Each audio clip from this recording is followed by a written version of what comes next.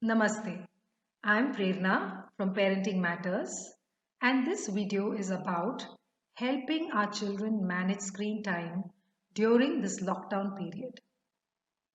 This lockdown period is an absolutely new situation for all of us, and technology and screens have really come to the rescue. Whether it is allowing us to work from home or keeping in touch with our families and friends or even watching the news and knowing what's happening around in the world, even entertainment. The same is true for our children. Their classes have moved online. They can't meet their friends or go out, so the only way to keep in touch with friends is through video chats and social media. And when they're getting bored, again, a little bit of TV and some movies always spices up the day. So, when we think of guidelines around healthy screen time, we need to keep in mind this new dimension which technology has taken on in the lockdown period. And every family, every child is unique. So, I'm going to share with you certain guidelines, and you can decide what works for your family. So, the first thing to remember is that we are role models for our children. What is the relationship we share with screens? Do our children see us on the screen all the time, or do they even see us doing other things? When they come to us seeking our attention, do we put away those mobile phones and turn to them and make eye contact, or do we just continue to be us on our screens and dismiss them? We can tell our children to get off the screens, not spend so much time, but if they see us on the screens for extended periods of time, that is what they're going to follow. Our children are watching and learning from us. The second thing which we could do is have certain non negotiable norms or rules in our house. These norms and rules can be made in collaboration with our older children. For younger children, we can make these norms, making sure that they apply to everyone in the family. So, what could be some of these rules?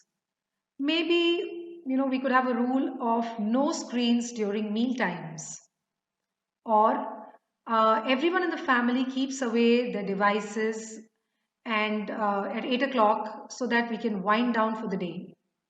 Another rule could be that for a couple of hours in the day, everyone in the family is off screens, spending time together, reading or listening to music, having conversations, or playing board games, or just being by themselves. Another thing to be kept in mind is what are the recommendations? How much of TV time is considered healthy? The American Academy of Pediatrics advises that children below the age of 2 years should not be exposed to screens at all. For children between the ages of 2 and 5, 1 hour of quality screen time, and that too having an adult with an adult around, is recommended. For children above the ages of 6, it is recommended that screen time should not interfere in their physical activity time or sleep time. However, there are no recommendations on a particular amount of time.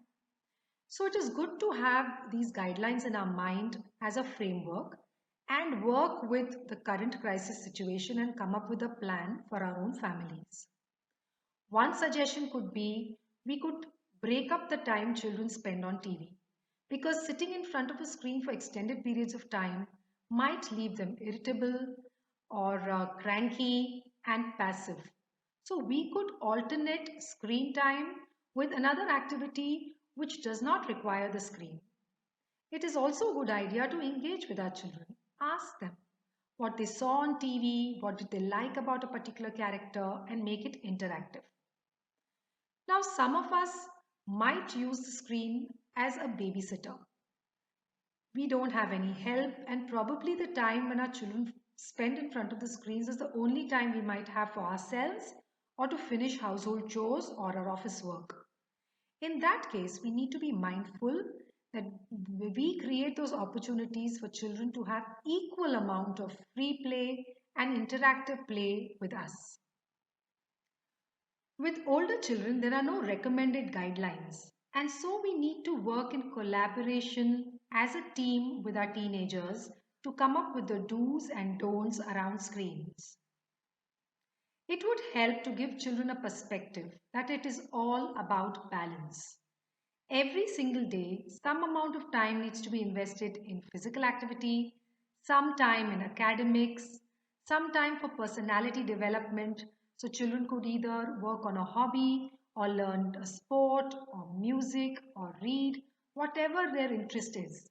And of course, keeping in touch with friends and family, socializing, and entertainment. Some parents choose to download apps from the internet or use parental control options available in our laptops and desktops to monitor the time spent on the screen. If you choose to do so, please remember that the intention is to help our children build a healthy relationship with the screens. It is not our intention to blame or make our children feel bad or pick on them. Many parents share that setting limits around screens for our children and for ourselves can get quite challenging. So we need to set these limits with empathy, with understanding, keeping the channels of communication open so that we can have healthy conversations and discussions around screen time with our children. And finally, let us remember that we are parenting to the best of our ability as per the knowledge available to us.